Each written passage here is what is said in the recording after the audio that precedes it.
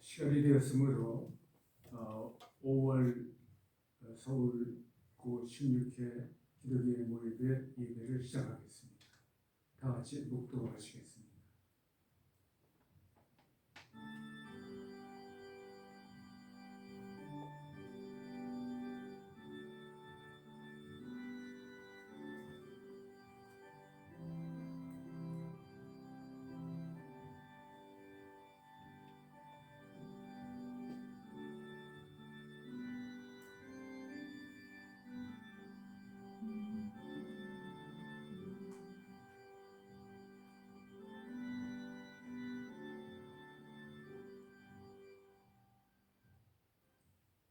또 여호와를 기뻐하라. 그가 내 마음의 소원을 내게 이루어 주시리로다. 내 길을 여호와께 맡기라. 그를 의지하면 그가 이루시고 내 의를 빛같이 나타내시며 내 공의를 정오의 빛같이 하시리로다. 아멘. 사랑과 은혜가 풍성하신 하나님 아버지, 5월 가령의 달을 맞이하여 우리 서울고등학교 16회 기독인회가 우리 회원들이 한자리에 모여 주님께 예배를 드립니다. 이제 시작하는 시간이 오니 끝나는 시간까지 함께해 주시고 이 자리에서 주님 영광 받아 주시옵소서. 아멘. 예수님 이름으로 기도드립니다. 아멘. 찬송가는 570장 주는 나를 기르시는 목자 하겠습니다.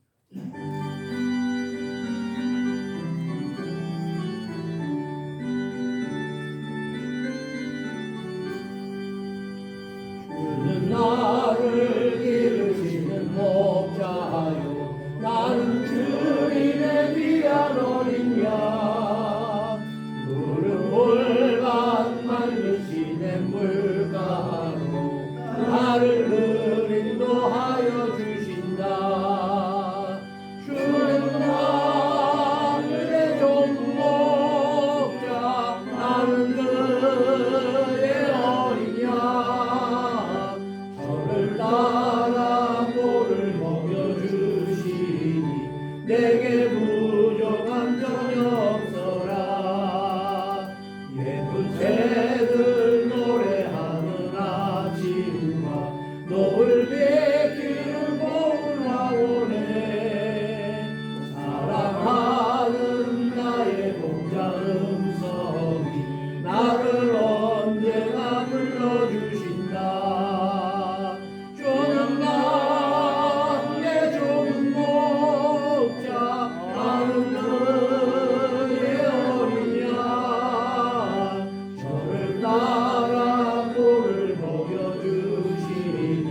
내게 부족한 점이 없어라.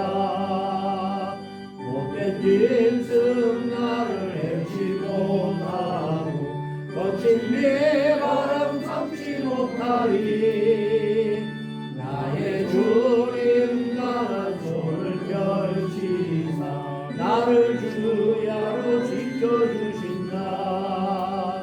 주는 나의 좋은 목자 나는 그의 어린 양 저를 따라 꼴을 먹여주시니 내게 부족한 점이 없어라. 아멘. 이 시간 우리를 대신하여 이광현 장로님 대표기도 해주시겠습니다.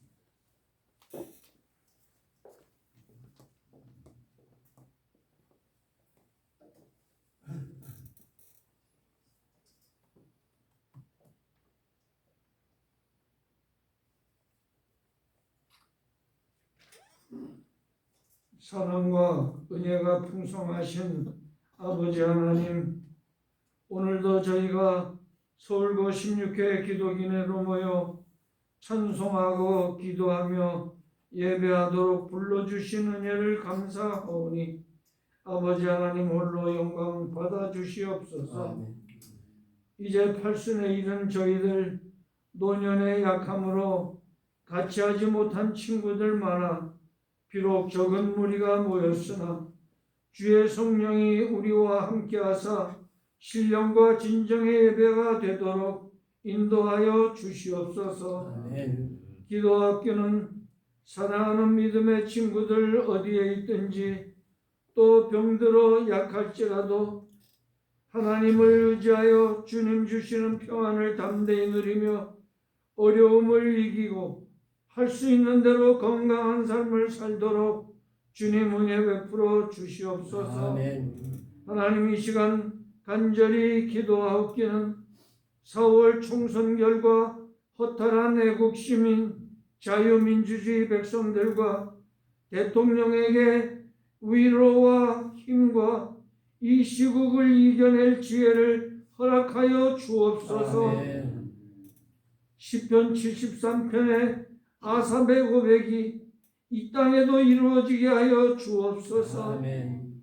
그가 한탄하기를 하나님이 참으로 이스라엘 중 마음이 정결한 자에게 선을 행하시나 나는 거의 넘어질 뻔하였고 나의 걸음이 미끄러질 뻔하였으니 이는 내가 악인의 형통함을 보고 오만한 자를 질투하였음이로다. 그들은 죽을 때에도 고통이 없고 그 힘이 강건하며 사람들이 당하는 고난이 그들에게는 없고 사람들이 당하는 재앙이 그들에게는 없나니 그러므로 교만이 그들의 목걸이요 강포가 그들의 옷이며 이들은 악인들이락도 항상 평안하고 재물은 더욱 불어나니 내가 내 마음을 깨끗하게 하며 내 손을 씻어 무지하다 한 것이 실로 헛되도다 하며 불평하더니 아버지 그가 하나님의 성소에 들어갈 때에야 그들의 종말을 내가 깨달았나이다. 주께서 참으로 그들을 미끄러운 곳에 두시며 파멸에 던지시니 그들이 어찌하여 그리 갑자기 황폐되었는가. 놀랄 정도로 그들은 전멸하였나이다. 내 마음이 산란하며 내 양심이 찔렸나이다라고 고백한 그 일이 아버지 이 땅에서 이 대한민국에서도 이루어 주옵소서. 아멘. 우리나라 정치사에 보기 드물게 모렴치한 정치 무리배들과 범죄인 공산주의 사탄의 무리들 모두 물리치시고 주여. 바른 정치와 사법정의로 대한민국을 나라답게 되살릴 수 있도록 하나님 도와 주시옵소서. 아멘. 이 시간 말씀을 전하실 최명진 목사님에게 감화 감동의 은혜로 함께하사 우리 모두 은혜 받는 귀한 시간 되게 하여 주옵소서. 아멘. 길과 진리와 생명이신 우리 주 예수님의 이름으로 간절히 기도드렸사옵나이다. 아멘.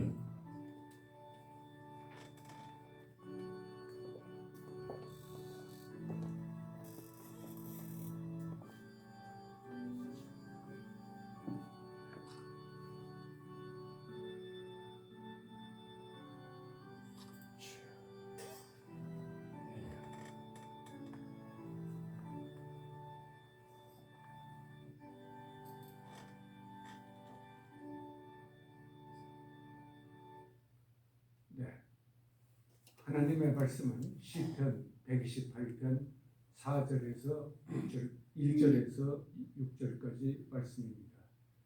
제가 저와 함께 교독하시겠습니다. 제가 먼저 읽겠습니다. 하나님의 말씀입니다.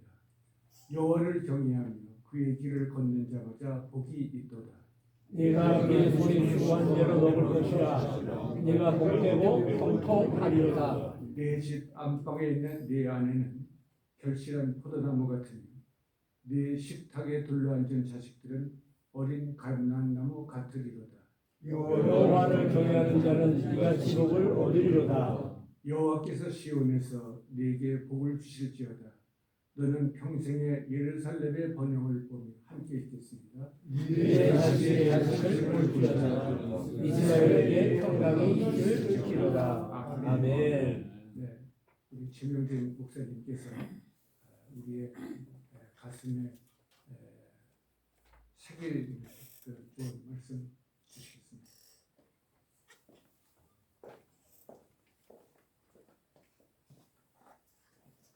할렐루야. 아멘. 한 달 지났는데 얼굴이 다 좋아 보이세요. 한 달 또 지냈으면 조금 더 늙어지셔야 되는데 보니까 아직 건강한 모습으로 뵙게 돼서 너무 감사합니다. 5월은 계절의 여왕이라고도 하고 가정의 달이라고도 합니다. 5월 달에는 여러 가지 가정사 일들이 있어요. 1일날 5월 1일 뭐라고 그러죠?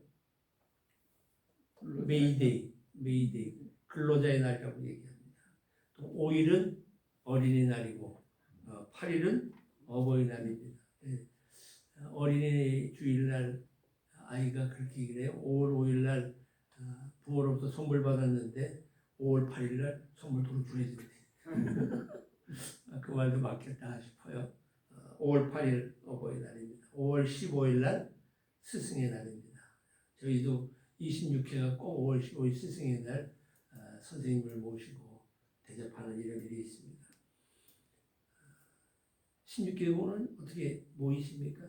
다 돌아가셨나요, 선생님들이? 안 하십니까, 그런 거? 저희는 돌아가신 분도 계시고 아직 생존해 계신 분도 계십니다. 제가 신학교 가겠다고 원서를 들고 갔더니 선생님이 화딱지가 나가지고 원서를 확 집어들면서 네가 알아서 쓰고 갔는지 말든지 네가 하라고 야단치셨어요. 그거를 그 선생님이 나중에 만나 뵀는데 제 등을 두들기시면서 야 최목사야 네가 제일 나은 것 같다 저한테 얘기하시면서 자기도 예수를 잘 믿노라고 그렇게 얘기를 하시는 그런 생각이 굉장합니다. 그분이 돌아가셨어요. 19일 날은 성년의 날이라고 그러죠. 또 부부의 날도 있어요. 부부의 날. 5월 달에 부부의 날. 며칠이죠? 우리 그런 거 잘 몰라요. 젊은 애들이나 알지. 응? 며칠? 11일? 아니 21일. 둘이 하나 된다고 21일에 하여간 잘도 갖다 붙여요. 그래서 잊지 마십시오. 21일은 부부의 날입니다. 그래서 오늘 가정 얘기를 하는데 일부러 제가 한자로 가정이라고 이렇게 썼어요. 한자로 가정이라고 썼는데 집가자이 아닙니까? 집가자는 어떻게 구성되어 있는가 하면 돼지 시자, 돼지 시하고 거기에 움집면이 위에 이렇게 가지로 씌워지는 거죠. 그러니까 집이라고 하는 건 뭐냐면 돼지 우리간에 움막이라는 그런 뜻을 갖고 있어요. 돼지는 다산이잖아요. 많은 사람들이 움집 안에 모여 있는 거, 그걸 집이다 이렇게 얘기를 합니다. 그다음에 정자입니다. 이건 뜰정이잖아요. 뜰정은 이제 보시면 집엄변이에요. 이 위에. 근데 문이 없어요. 이렇게 지붕만 있는 거죠. 담벼락이 없는 겁니다. 거기에 조정정이 있어요. 조정정은 또 뜻을 풀이할게요. 조정정은 어떻게 되어 있느냐 하게 되면 걸을 인자 변이에요. 그리고 거기에 고든 줄기 정자를 써요. 이게 조정정입니다. 그러니까 이 정치할 때 하는 정이 아니고 조정정자를 쓴데 이거는 뭐냐면 임금님이 있는 자리에 양반, 다시 말하면 무관과 무관이 이렇게 쭉 나란히 섰는데 왕 앞에 정말 조심스럽게 걸어가서 똑바로 걸어가서 그분 앞에 아뢰는 그런 얘기. 그래서 대화가 이루어지는 이런 겁니다. 그런데 비가 오는 날은 어떻게 해야 되느냐? 천막 안으로 들어갔어요. 저기 이 집 엄자에 보게 되면 천막 있잖아요. 천막 안에 들어갔어요. 그래서 그게 뜰 정자가 되는 거예요. 그래서 정원이 되는 거죠. 그러니까 가정 이렇게 되면 결국에는 이렇게 얘기할 수 있어요. 가정이란 움집이라도 만족하고 서로를 배려하고 벽이 없는 대화가 있는 곳이 가정이다. 이렇게 보면 여러분 가정에서 대화를 하십니까? 요즘에 가족끼리 이렇게 막 끌어안고 좋아하면은 가족끼리 그렇게 하는 거 아니야? 뭐 이런 웃지 못할 일들이 벌어지는데 너무 좋아서 끌어안고 뽀뽀하고 그러니까 식구끼리는 그렇게 하는 거 아니야? 애인하고 하는 거라고 얘기하는데 어쨌든 가정이라고 하는 곳은 대화가 이루어져야 되는데 점점 대화가 부부간에도 없어지고 부모와 자녀간에도 없어지는 게 오늘의 가정 아닐까 하는 생각을 합니다. 자, 이거는 이제 성경 아니 그 한자를 이렇게 잘 풀이한 거예요. 한자를 보면 한자가 굉장히 뜻이 많다 이런 생각이 들어요. 어차피 뜻글자니까. 그러면 성경에서 말하고 있는 가정은 뭐라고 얘기할까? 시편 128편 조금 아까 읽으셨기 때문에 머리에 기억나실 거예요. 첫째는 뭐냐면 노동의 수고로 먹는 사는 거예요. 그러니까 수고한 대로 네가 먹을 것이며 그러거든요. 그러니까 반드시 가정에서는 일이 있어야 되는 겁니다. 일 없이 하는 것은 가정이 아니라고 얘기할 수 있는 거예요. 성경에서 우리에게 분명하게 얘기를 하는 겁니다. 동시에 가정원의 구성이라고 하는 것은 부부 그리고 부모와 자녀입니다. 사실 형제는 그 외로 나가는 거죠. 부모와 자녀와의 관계가 일촌으로 맺어지는 거 아니겠습니까? 부부는 무촌으로 되어 있고요. 그러다 보니까 시편 128편에서 말하는 걸 보면 내 아내는 내 실에 있는 내 아내는 마치 이렇게 풍성한 열매를 맺은 포도나무 같다. 자식을 이렇게 많이 낳는 거죠. 그러니까 가정은 자식을 많이 낳는 게 원칙입니다. 그리고 오늘날 하나 그것도 안 낳는 이런 가정들은 사실 가정이라고 얘기할 수 없습니다. 예전에는 참 많이 낳았어요. 저희 집사람 이제 친정 쪽에 어머니 제겐 장모님이죠. 그 형제간이 열이에요. 10명인데 아니 어떻게 이렇게 10씩 낳았어요. 그 당시에는 아이를 낳다가 죽거나 또 아이가 100일을 다 채우지 못하고 죽는 경우가 꽤 많고 잃어버리는 경우가 많아서 그래서 아이를 많이 낳다 보게 되면 거기서 한 100개 건지는 이런 거로 아이를 낳았단 말입니다. 그렇잖아요? 맞아요. 그런데 하나도 안 죽고 열이 다 산 거예요. 그래서 이제 열을 키우셨다고 그러는데 저는 꼭 100일을 해주라고 그래요.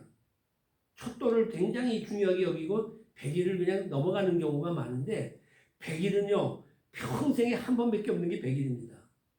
돌은요 해마다 돌아와요.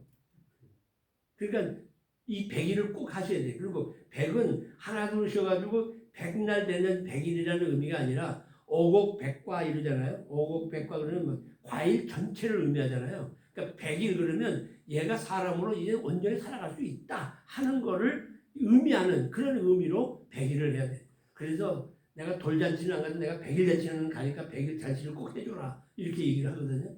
근데 우리 교회는 다 했어요 지금까지. 그러니까 100일이 얼마나 중요한 날인지 몰라요. 여러분도 의식해서 손주가 나더라도 야 100일 잔치는 꼭 해야 된다고 그러더라. 100일을 꼭 그렇게 지키셔야 됩니다. 가정의 구성원은 마치 아내는 결실한 포도나무 같고 자식은 상에 둘러 앉은 자식은 먹었다? 감람나무 같다. 뭐 감람나무는 아시잖아요. 뭐 어디든지 잘 장성해서 목재를 쓸 뿐만 아니라 열매를 쓰기도 하고 또 그걸 짜서 기름으로 쓰기도 하고 뭐 하나 버릴 데가 없는 어디든지 꼭 필요한 그런 자식으로 키워야 한다 하는 그런 의미입니다. 또 가정은 뭐냐? 위로부터 하늘로부터 내려오는 하늘의 복을 자녀에게 계승하는 의미가 있는 겁니다. 그래서 이 가정에 대해서는 일하는 가정이고 가정의 구성원은 부부와 부모와 자녀의 관계고 그리고 하늘에서 또 내려오는 그 복을 계승하는 곳이 가정이다라고 얘기합니다. 자, 이쯤 돼서 이제 여러분에게 한번 여쭙겠습니다. 가정이 먼저입니까? 교회가 먼저입니까?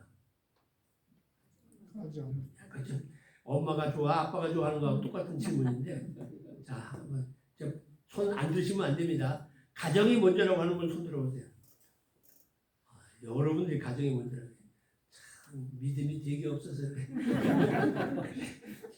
자, 교회가 먼저다 하는 분 손 들어보세요. 교회가 먼저다 그러면 한 4분 정도 손 들으셨는데, 교회가 먼저다 그러면 그분들은 뭐 광신도인가 그냥 교회 가정 다 내팽개치고 교회가 먼저라고 둘 다 맞는 얘기고요. 성경은 뭐라고 얘기를 하는가 하면 하나님께서 교회를 먼저 만드신 게 아니고 부부를 먼저 만드셨어요. 가정을 먼저 만드셨어요. 근데 그게 가정이 아니잖아요. 위로 하나님이 계시고 남자와 여자가 있어요. 이거는 뭐예요? 교회입니다. 그래서 이렇게 표현을 하셔야 됩니다. 앞으로. 가정이 먼저요, 교회가 먼저요 하고 물을 때는 반드시 이렇게 얘기합니다. 가정 같은 교회가 되어야 되고 교회 같은 가정이 되어야 된다. 이렇게 답을 하셔야 정확한 답입니다. 제가 내년에 또 한번 묻겠습니다, 여러분에게. 그때도 가정이 먼저입니다고 손드시거나 교회가 먼저입니다고 손드시면 안 되겠습니다. 어쨌든 가정이라고 하는 것은 바로 그런 의미가 있는 겁니다. 가정은 에덴 동산에서 하나님이 만드신 것인데 하나님이 계셨다. 그 자리에 하나님이 계셨고 하나님을 모시고 살았고 거기 가정의 주인은 하나님이시고 하나님과 함께하는 그런 곳입니다. 이건 교회죠. 그러니까 교회 같은 가정이어야 되고 가정 같은 교회가 되어야 합니다. 가정은 가장 기초적 개념입니다. 그리고 이 가정이라고 하는 것은 수직적으로 볼 때는 위로 하나님과의 관계가 있고 수평적으로는 사람과의 관계가 있는 겁니다. 그런데 문제는 사단의 유혹을 받으면서 그 가정이 깨지게 되는데 위로 하나님과의 수직적 관계가 분리됩니다. 내가 정령 죽으리라 한 거는 바로 분리를 의미합니다. 하나님과 분리되는 의미죠. 그렇죠? 또 하나, 이 분리와 함께 사람과의 사람 속에서 분열이 일어납니다. 다시 말하면 가인과 아벨이 분열하게 되고 분열은 미움으로 가게 되고 미움은 살인을 저지르게 되는 겁니다. 이후에 이 땅에는 바로 그런 가정만 남게 되는 겁니다. 위로 하나님과 분리되고 사람과 분열된 그런 가정이 계속 유지되고 있었다고 하는 얘기입니다. 하나님이 계시지 않는 사회가 계속되는 겁니다. 그러나 하나님은 그걸 원치 아니하시고 아담이 하와와 더불어서 동침하여 다시 셋을 낳게 되고 믿음의 가정 셋을 통하여 명맥을 유지하게 만드십니다. 셋의 가정이 대단히 중요합니다. 이스라엘의 건국 신화를 봐도 이스라엘이 어떻게 시작됐느냐 할 때에 아브라함의 가정을 불러서 시작합니다. 그죠? 아브라함의 가정, 믿음의 가정이라고 부릅니다. 또한 그들이 가장 큰 문제에 동참하게 되는데 그게 백세의 얻은 아들 이삭을 모리아에서 바치라고 하는 이런 그 삶의 가장 큰 어려움에 봉착하게 됩니다. 근데 그때에 어떻게 해요? 믿음으로 순종하게 되죠. 믿음으로 순종하는 그 과정 속에서 우리는 뭘 알 수 있냐? 세계의 구속사를 알 수 있어요. 우리는 그 이삭을 통해서 예수님이 우리를 구원하시기 위하여 십자가에 지는 모습을 바로 그 모리아산의 아들 이삭을 통해서 알게 되는 겁니다. 그러니까 순종을 통하여 세계 구속사가 아브라함의 가정을 통하여 이루어졌다. 롯의 과정이라고 하는 사람, 롯은 믿음의 후손이었습니다. 분명. 그러나 그는 믿지 않는 사람들에게 오염이 돼서 믿다가 타락해버린 가정의 표본이 되고 말았다는 겁니다. 모세, 그는 기구한 운명 속에서 어머니 요게벳을 통하여 신앙을 갖게 되었고 하나님의 신앙과 더불어 애국 신앙을 갖게 됩니다. 그것도 가정사라고 얘기할 수 있어요. 여호수아, 한참 혼란할 때에 그는 분명하게 가정 종교를 얘기합니다. 너희는 오늘 섬길 자를 택하라. 오직 나와 내 집은 여호와를 섬기겠노라고 이야기합니다. 가정에 대한 얘기를 할까는 거예요. 그렇기 때문에 신명기 6장에 보게 되면 신명기 6장의 말씀에는 이렇게 얘기합니다. 우리 하나님 여호와는 유일한 여호와인데 너는 마음 다하고 뜻을 다하고 힘을 다하여 네 하나님 여호와를 사랑하라 라고 얘기합니다. 이것이 가정에서 가르침의 기초가 되는 말씀입니다. 뜻 다하고 마음 다하고 힘 다해서 여호와를 사랑하는 겁니다. 이게 가정신앙의 가장 위대성을 말씀하고 있는 겁니다. 사무엘에게도 이 말씀이 전달되었습니다. 어머니 한나에 의해서 그 헌신의 배우가 있었고 다윗의 경우는 증조 할머니였던 모압 여인 룻이 있었습니다. 사실 룻이라고 하는 여인은 이방 사람입니다. 근데 이방 사람이 예수님의 계보에 증조 할머니로 올라서는 거예요. 다윗, 그의 아버지 이세, 그의 아버지 보아스 이렇게 올라가지 않습니까? 이런 것을 보게 되면 소위 말해서 하나님께서는 가정을 통하여서 가정의 구원을 세계 속에 펼쳐오고 계시는 것을 알 수 있어요. 에스더는 삼촌 모르도게라고 하는 사람에게 교육을 받기 시작했고 그는 애국신앙을 갖게 되었다는 겁니다. 그런데 성경에 보게 되면 좋은 가정도 이렇게 많지만 그렇지 않은 가정도 있습니다. 여러분 잘 아시는 대로 아합과 이세벨이라고 하는 사람, 아주 악한 왕이고 거기에 악녀인 이 부인 이세벨이 있습니다. 악한 왕과 악한 악비, 그 안에 태어난 소위 말하는 아하시아도 결국은 가장 악한 왕으로 소개가 되어 있습니다. 그러니까 이 악이 부모로부터 자녀에게 대물림이 되는 이런 것이 있어요. 우리가 예전에 그런 책이 하나 있었어요. 기억하시는지 모르겠어요. 그 예전 책 가운데 가게에 흐르는 저주를 끊어라 뭐 이런 책이 있었는데 그거는 인정하고 싶지는 않지만 어떻든 보게 되면 부모의 그 모든 죄가들이 자식에게 물려지는 경우가 참 많이 있어요. 부모가 못했기 때문에 자식이 아주 잘 돼야 되겠다. 그런 경우는 그렇게 많지 않은 것 같아요.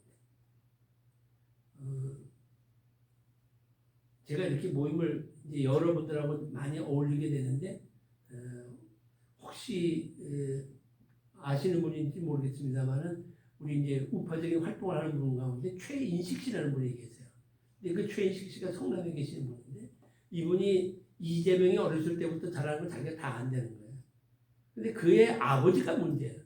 그 아버지도 문제였고 그 아버지의 피가 아마 이재명에도 그대로 있지 않나 하는 이런 생각을 해봅니다. 어떻든 이 부모로부터 자녀에게 신앙적 교육도 물려받지만 악도 물려받는 과정을 보게 됩니다. 이런 면에 보면 예수님의 경우는 참 좋은 부모를 두셨어요. 예수님의 아버지 요셉의 육신적인 아버지 요셉의 경우를 보게 되면 성경은 그를 가리켜서 경건한 사람이라고 의로운 사람이라고 이렇게 표현을 했어요. 의로운 자라 이렇게 얘기를 했고 그의 어머니 마리아에 대해서는 경건한 여인이다. 의로운 여인이다. 이렇게 얘기를 하고 있어요. 그러니까 의롭고 경건한 부모님 밑에서 예수님은 자라났다 하는 얘기입니다. 사실 요셉이 자기가 결혼할 여자가 언젠가 이렇게 배가 이렇게 불러오기 시작해요.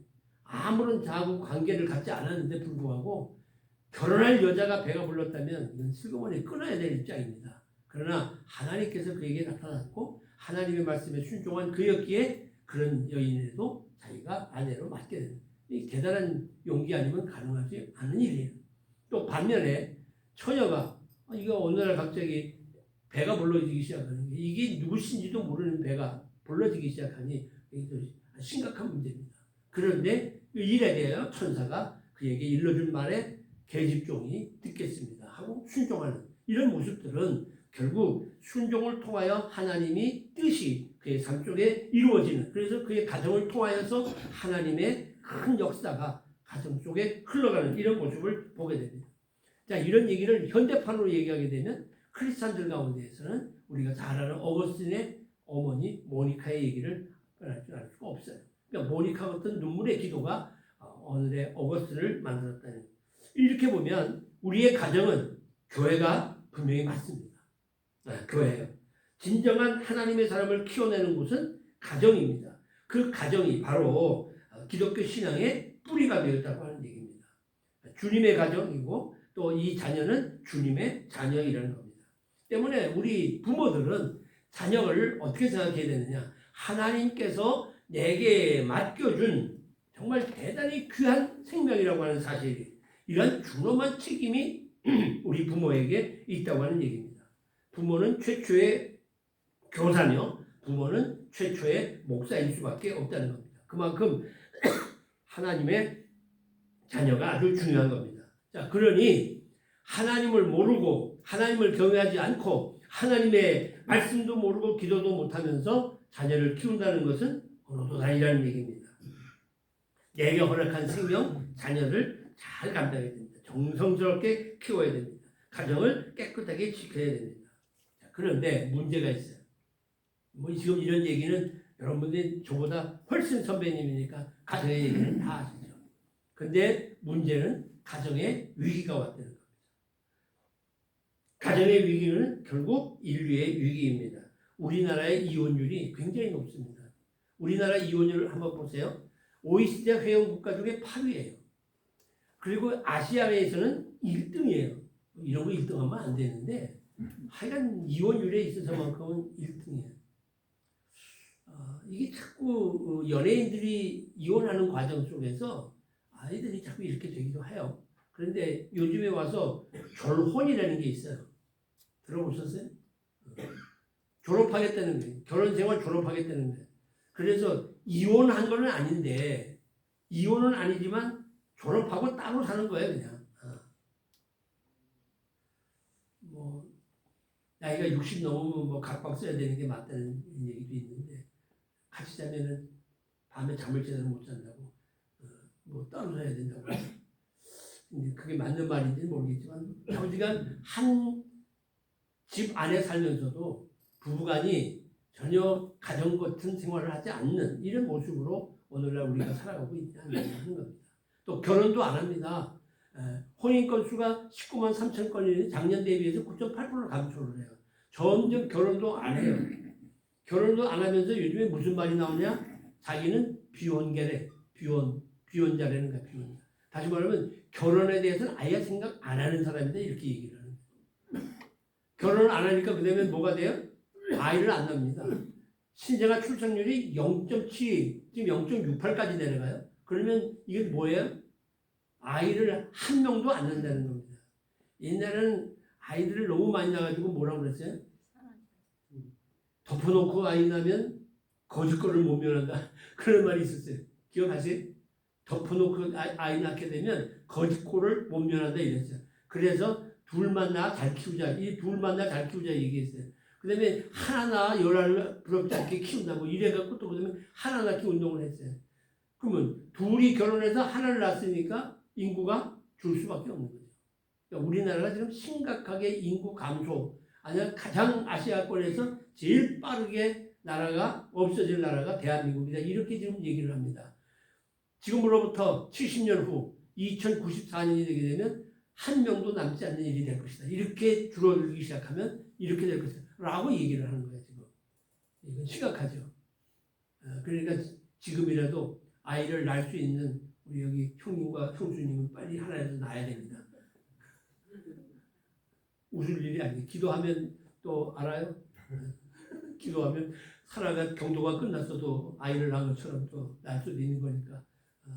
농담만 얘기하지만 어떻든 지금 아이를 낳아야 되는데 참 아이를 너무 안 낳는, 아이를 키우기가 어려운 시대가 되는.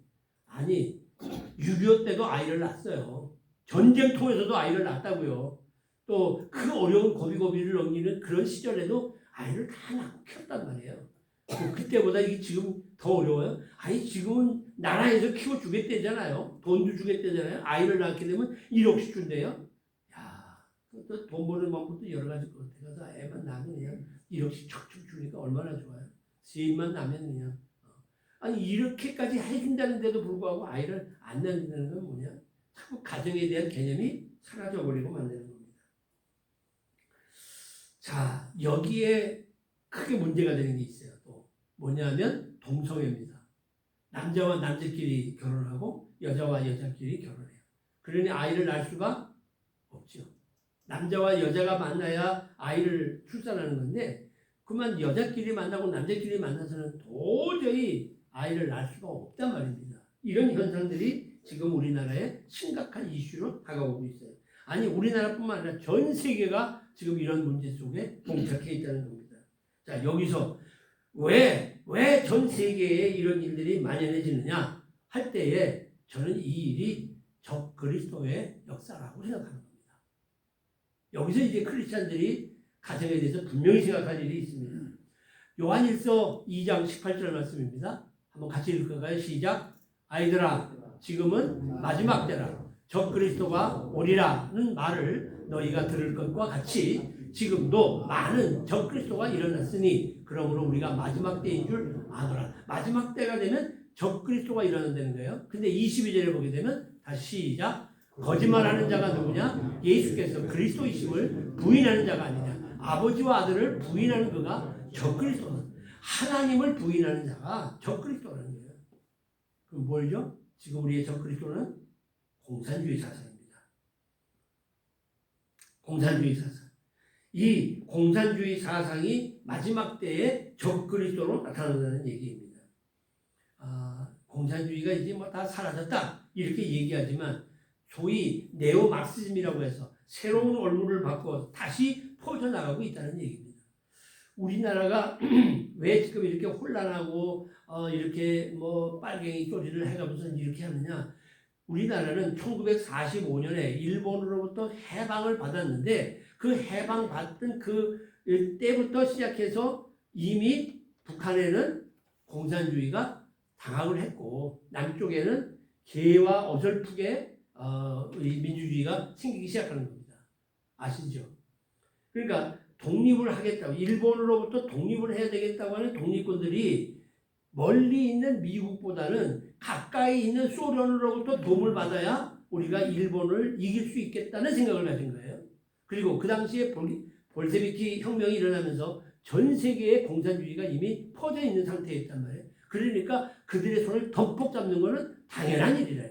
그래서 그 손을 잡게 되었고, 미국과 소련이 함께 2차 대전에서 승리한 이후에 한반도를 이제 일본군의 무장 해제를 하자 하는 과정 속에서 북쪽은 이미 공산당이 들어와서 이미 다 차지를 했고, 남쪽에는 미군정이 있기 시작한 겁니다. 그러면서 그 3년 사이에 많은 문제들이 일어났습니다. 아시는 대로 70% 내지 80%가 공산주의가 맞다라고 얘기했지 않습니까?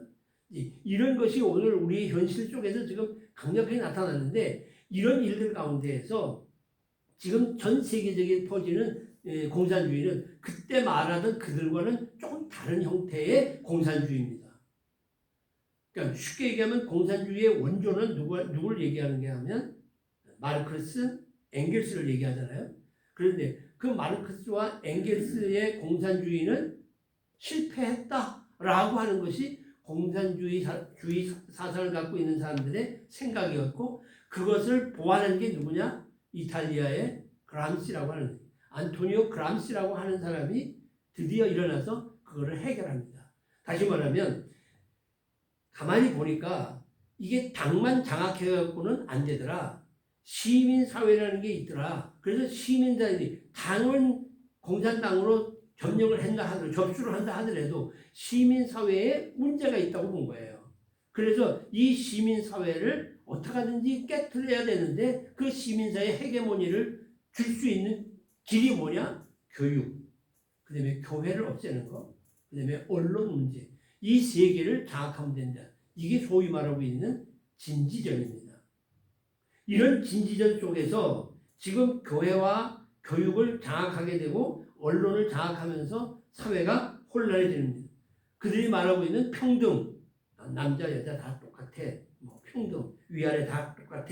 그 다음에 인권, 학생들이 인권을 가지고요 교사와 대립하게 되고, 가정에서부터 문제가 생겨요. 그래서 그들의 가장 큰 공약의 제1이 뭐냐? 가정이 가정. 제가 가정 얘기하려고 공산주의 사상을 얘기하는 겁니다. 가정은 이미 말씀드린 대로 하나님의 질서 속에서 존재하는 것이 가정이란 말입니다. 하나님을 부인하려고 하니, 그리고 유물론적인 얘기를 하려고 하니 가정을 무너뜨려야 되는 겁니다. 보세요. 가정의 구성원들이 열심히 일을 한다고 해서 아버지가 그 모든 재산을 다 독차지하지 않습니다. 같이 열심히 일을 해서 좋은 집을 장만하고 좋은 차를 가지고, 그리고 말하기를 이거 다 우리 거야 라고 얘기하죠. 그죠? 이것이 우리가 소위 말하고 있는 자본주의 사회 속에서의 가정이란 말이에요. 그런데 공산주의는 그런 가정의 사유권까지도 다 국가가 관리하겠다는 겁니다. 사유제를 인정하지 않는다는 얘기입니다. 그러니까 어떻게 하든지 가정을 깨트려야만 자기네들의 이론을 먹혀갈 수 있단 말이에요. 그래서 동성애를 통해서 가정을 깨뜨리는 거예요. 이혼을 하는 문제, 또 문화적인 문제, 성 문제를, 성이라고 하는 것은 생식이잖아요. 번식을 위해서 성이 필요한 거 아니에요? 근데 그 성을 쾌락의 도구로 활용하도록 만드는 거예요. 그러다 보니까 동성애가 일어나고, 심지어는 동물과 섹스를 하는 수음 같은 것들이 일어나는 것을 만연하게 얘기를 하는 겁니다. 제가 오늘 공산주의 강연을 하는 건 아닙니다만, 이런 마지막 때에 적 그리스도가 일어나서 우리의 가정을 파괴하고 있기 때문에 우리는 이 땅에서 가정을 바로 세우는 일을 우리 그리스도인들이 해야 되는 겁니다. 하나님께서 어떤 분이신지를 제일 잘 알 수 있는 곳이 가정입니다. 왜요? 부모님이 자식을 어떻게 사랑하는지를 알면 하나님이 우리를 어떻게 사랑하는지를 알게 되기 때문이라는 겁니다. 부모를 통해서 하나님의 사랑을 알기 때문에 제대로 배워가는 겁니다. 그래서 그렇게 가정에서 배운 사람들이 사회에 나가서 기독교적인 문화를 건설해 나가야 되는 겁니다. 지금 우리나라가 혼란하고 이런 문제가 되는 것은 마지막 때의 모습인데, 결국은 가정교육이 무너졌기 때문에 그래요. 옛날에 가정교육에 대해서 뭐라고 얘기했죠? 밥상머리 교육이라는 거 들어보셨잖아요. 밥상머리 교육. 밥상머리 교육이 안 되고 있는 거예요, 지금. 밥상머리 교육이 안 되니까 결국은 이 사회가 이렇게 혼란에 빠지는 거예요. 사회는 가정이 기초이기 때문에. 그래서 참으로 우리 가정을 성경적으로 다시 만들어야 돼요. 일하는 가정으로 만들어야 되고 부부와 형제의 그리고 자녀의 관계가 형성되는 그런 하나님의 축복과 은혜가 계승되는 그런 가정으로 환원해야 되는 겁니다. 그러기 위해서 가장 먼저 되는 게 부부예요. 부부의 문제입니다. 자, 보세요. 에베소 5장 22절과 25절을 보게 되면 아내는 남편에게 어떻게 해야 돼요? 이제 형님들 형수님 얼굴 한번 쳐다보세요. 자, 쳐다보세요. 남편에게 복종해야 돼. 그죠? 자, 남편은 어떻게 해야 돼? 아내를 사랑해. 형수님들 형님 한번 쳐다보세요. 당신 나한테 사랑해야 돼. 까불지 마. 사랑해. 이렇게 되는 거예요. 이거는 권리가 아니에요. 이거는 의무 속에서 하는 거예요. 성경에 야 봐. 아내는 남편에게 복종하라고 그랬잖아. 그러니까 당신 나한테 복종해. 어? 아이 그래도 사랑하라고 그랬으니까 당신 나한테 사랑해야 될 거 아니야. 예수님께서 그를 위하여 십자가에 못 박혀 죽기까지 사랑한 것을 당신 날 위해서 죽기까지 사랑해야지. 그게 사랑이야. 그러고 따져들면 그건 안 된다는 거예요. 이거는 권리 속에서 얘기하는 것이 아니라 의무감 속에서 아내는 남편에게 복종해야 되는 거예요. 그렇게 하는 삶을 살아야 되는 거고 남편은 죽기까지 아내를 사랑하는 마음을 가져야 되는 거예요. 이런 관계가 우선되는 이 권리가 다시 말하면 의무감 속에서 권리보다 의무감 속에서 이 일이 이루어지고 시편 130편 1절에는 형제가 우애함이 얼마나 아름다운 형제간에 우애해야 돼. 그런데 이건 뭐 형하고 동생하고 맨날 싸워. 가정에서 제일 보게 되면 제일 불쌍한 게 둘째예요. 둘째. 여기 형님들 둘째 있어요? 둘째 손으로 다 형님들이에요. 둘째가 있어요. 둘째가 제일 불쌍해요. 왜 불쌍하냐? 형하고 둘째하고 막 싸우면 부모가 와가지고 엄마가 애식게 너는 왜 형한테 대들어 이놈아. 그리고 막 야단쳐. 매 맞고 그럼 질질 울고 나가. 화가 나니까 지 동생 가서 패. 또 동생을. 그럼 이제 엄마가 또 불러. 애식게 너는 왜 동생을 패. 그리고 또 동생 때린다고 패. 가운데 끼게 돼가지고 이 둘째가 제일 서러움이 많은 거예요. 막내는 막내라고 해서 먹을 거 챙기고 큰애는 큰형이라고 해서 옷도 사주고 다 해주고 둘째만 서러워. 그러니까 둘째가 이를 악물고 공부도 열심히 해. 이를 악물고 잘 자라보려고 노력을 해. 그래서 형보다는 둘째가 훨씬 잘 살아. 가만히 보세요. 둘째가 훨씬 사회적 적응이 빠르고 잘 살아. 그럼 이제 얘기하죠. 형만한 동생 없어. 그러면 이제 또 형을 아주 높이죠. 형은 맨날 맞이는 맨날 그냥 헐렁하게 살아요. 그걸 뭐라고 그러죠? 맞이를 우리말로 뭐라고 그러죠? 문열이라는 말 들어보셨어요? 안 들어봤어요? 뭐 공부만 열심히 하느라고 뭐 그런 걸 알아요. 다 서울고등학교 나오셨잖아요. 문열이 뭐예요? 첫해. 이게 이 짐승이 첫을 탁 이렇게 열고 나오는 그 문을 열고 나오는 문열인데 이게 너무 힘든 거야. 그러니까 첫 번에 나오는 이 강아지나 뭐 소나 이런 것들이 첫 또 돼지 같은 것들 보면 이 첫 게 좀 시원치 않아. 그 다음부터는 나오기가 쉬워 안 쉬워? 쉬워. 그 다음에 문을 열어서보다 그러면 나오기 쉬워. 그래서 첫째가 사실은 모든 게 약해요. 몸도 약하고 둘째에 비하면 어떻든 그런 것이 우리 가정사에 있다는 거죠. 이런 거를 우리가 충분히 이해하고 우리가 가정을 바로 세워야 되는 겁니다. 우리가 가정을 안 지키면 교회가 가정을 안 지키면 신앙인이 가정을 안 지키면 정말 마지막 때에 우리의 사명을 제대로 못 감당하는 겁니다. 하나님의 나라가 이 땅에 이루어지는 우선은 가정을 바로 세우는 겁니다. 우리 5월 가정의 달이라 다시 한번 이 가정 얘기를 하면서 마지막 때에 우리를 공격하고 있는 적그리스도인 공산주의 세력과 싸워 이길 수 있는 것은 우리가 가정을 지키는 일이고 가정이 지켜지면 우리는 나라로 그 가정의 기초가 돼서 사회를 지키게 될 거고 이 땅에 하나님의 나라를 이루게 될 줄 믿습니다. 이런 일에 최선을 다하시는 우리 아름다운 가정들을 이루시기를 주님의 이름으로 축복합니다. 기도하겠습니다. 사랑의 아버지 하나님, 우리의 가정을 불쌍히 여겨 주시옵소서. 하나님의 사랑받는 가정인데 언제부터인가 하나님과의 관계가 소홀해지면서 부부간의 관계도 부모와 자녀의 관계도 형제 관계에도 많은 분열이 일어나고 그래서 미움 속에 다툼이 생기고 심지어 종독 살인까지 벌어지는 이런 현실을 맞게 되었습니다. 아버지, 이게 마지막 때에 우리를 공략하는 저 원수마귀 사단의 역사일진데 우리가 깨어서 우리의 가정을 지킬 수 있게 하시고 우리 가정이 온전히 세워져서 이 사회를 밝은 사회, 하나님의 나라를 이룰 수 있도록 하나님 저희들에게 은혜를 베풀어 주시옵소서. 우리의 가정이 임마누엘의 가정이 되도록 하나님 복날이워 주옵소서. 예수님의 이름 받들어 기도 올리옵나이다. 아멘.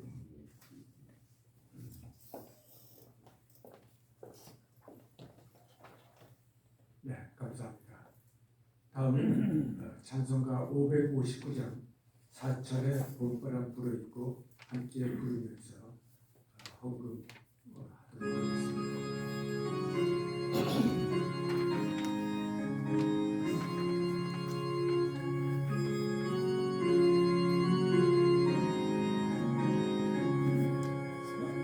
사철의 봄바람 불고 하나님 아버지 모셨으니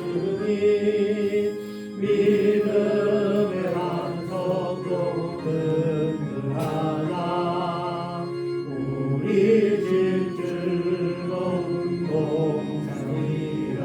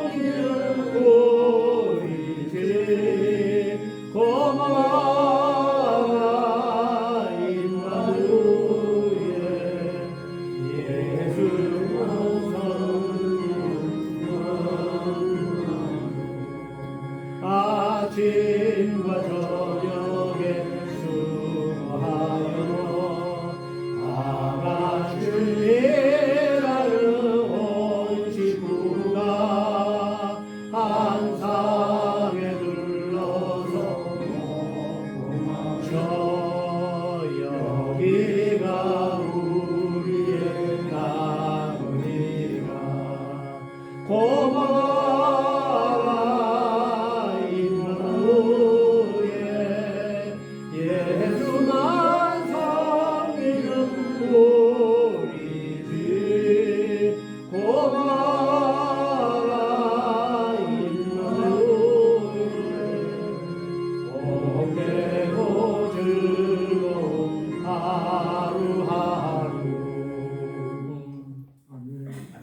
지명진 목사님께서 축복 기도해 주시겠습니다.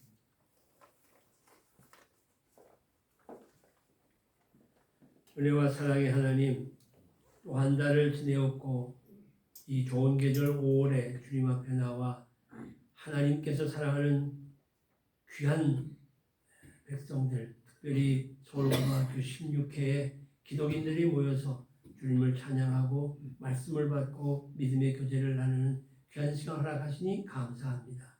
하나님, 이제 다시 한번 간구하는 것은 우리 사랑하는 기독인들 가정들마다 하나님 오늘 본문에서 약속하신 바 복된 가정들이 이루어지게 하시고 임마누엘의 축복의 가정이 이루어지게 복을 나리워 주시옵소서. 하나님의 은혜를 감사하면서 예물을 올려드립니다. 주께서 흠양하시고 이 예물을 들어 사용하시되 쓰여지는 곳곳마다 오병이의 놀라운 역사가 일어나게 하시고 그 물질이 닿는 곳곳마다 기이한 하나님의 행적이 드러날 수 있도록 역사하여 주옵소서. 들려진 손길만을 기억하시되 하나님 이제는 이선에 물러나 여러 가지 물질적으로 어려운 가운데 있사오니 주께서 이 물질의 복을 주셔서 우리가 물질 때문에 염려하며 두려워볼 일이 생기지 아니하도록 하나님 풍성함을 더하여 주시옵고 특별히 가정의 온 식구들 강건함을 지켜주시되 건강치 못한 이들이 있습니다. 하나님 주님의 부르심을 받는 그 순간까지 모세가 기력이 쇠하지 않고 또한 그가 하나님 앞에 온전한 건강을 지켰던 것처럼 눈이 흐리지 아니한 복으로 함께 해주시옵기를 간절히 바라옵고 원하옵나이다. 우리 서울고등학교를 기억하시고 우리의 후배들이 우리 앞선 우리를 뒤를 잇따라 하나님 이 나라 속에 세계의 귀한 인재들이 많이 배출될 수 있도록 도우시되 특별히 믿음의 자들이 많이 배출될 수 있도록 하나님 우리 서울고등학교에 복을 나려 주시옵기를 원합니다. 아버지 하나님 함께하지 못한 흩어져 있는 여러 우리 믿음의 형제들이 있사오니 하나님께서 저들과 함께 해주시고 다음번 모임에는 한 자리에서 함께 손을 맞잡고 예배하고 영광 돌릴 수 있도록 하나님 은혜 베풀어 주옵소서. 이 나라와 이 민족을 불쌍히 여기시고 저 북녘에 있는 사랑하는 동족들을 불쌍히 여겨 주옵시사. 이 땅에 하나님의 나라가 임하는 놀라운 역사가 있게 하여 주옵소서. 이제는 길이요 진리요 생명 되신 우리 구주 예수 그리스도의 은혜와 하나님 우리 아버지의 크고 놀라우신 사랑과 성령님 감화감동 인도교통 내주 역사하심이 모였다 흩어지는 귀한 종들 머리에 저들의 가정사 행하는 모든 일들 위에 그리고 16의 기독인과 또 여기 이 일을 위하여 애쓰시는 임원진들 그리고 우리 서울고등학교와 이 혼란한 이 나라와 민족 가운데 영원토록 함께 있을지어다. 아멘.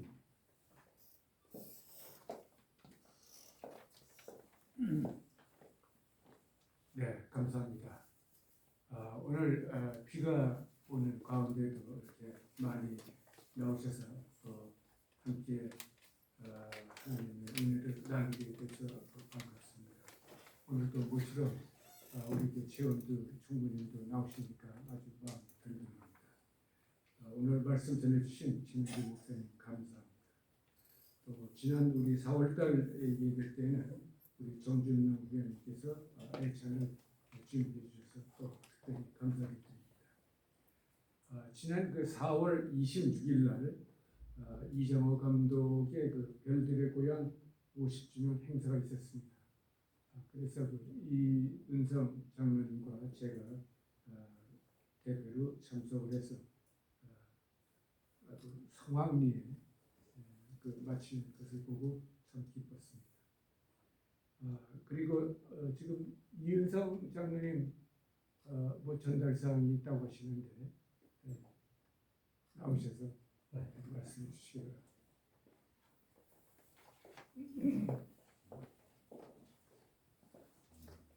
지난 그 금요일 날 5월 3일 날 우리 김진환 회장님이 바쁘셔서 제가 고문단 회의 참석을 했는데 그게 뭐냐면 16회 우리 졸업 60주년 및 8순 잔치에 대한 사항인데 거의 뭐 확정이 된 것 같습니다. 9월 24일 화요일입니다. 9월 24일 이제 다시 알려드리겠지만 일단 9월 24일 화요일 5시 오후 5시에 논현동에 있는 삼정호텔에서 이제 우리가 그 60주년 기념 파티를 하고 거기서 잡니다. 다들 거기서 자가지고 아침에 여행 가시는 분은 못 가시는 분은 그냥 저녁에 있다 집에 가시고 우리 다 여행 갈 사람들이니까 우리 거의 다 간다고 그랬어요. 오늘 나오시면 거기서 자고 아침에 버스가 거기 오면 25일, 26일, 27일 수, 목, 금 뭐 우리 한번 그 근처에 갔으면 신안하고 순천, 여수 이렇게 세 군데를 돌려서 오는데 일단 그 삼정 호텔 이런 데는 회비가 이제 다 포함돼 가지고 우리 이제 또 우리 동기 중에서 또 찬 조금 더 내고 뭐 그리고 우리 원래 스타해 놓은 돈도 있고 그러는데 기념 여행은 이게 공짜는 그냥은 안 되고 혼자 가는 분은 35만 원, 둘이 가는 분은 60만 원 해서 아주 그 호텔도 아주 굉장히 뭐 무슨 뭐 마라다 프라자 호텔에서 자고 또 유탐 마리나 호텔 이렇게 자고 뭐 돈이 꽤 드는 모양이에요. 하여튼 그렇게 회비를 그렇게 걷기로 했고 또 한편 6월 달에 우리가 기독인회 뭐 카톨릭회 송목회 뭐 이렇게 가지고 6월 중에 기념 행사를 하는데 각 동호회별로 우리가 6월 중에 하게 되어 있습니다. 그건 아마 6월 우리가 모임 이거 말고 6월 중에 하게 되는데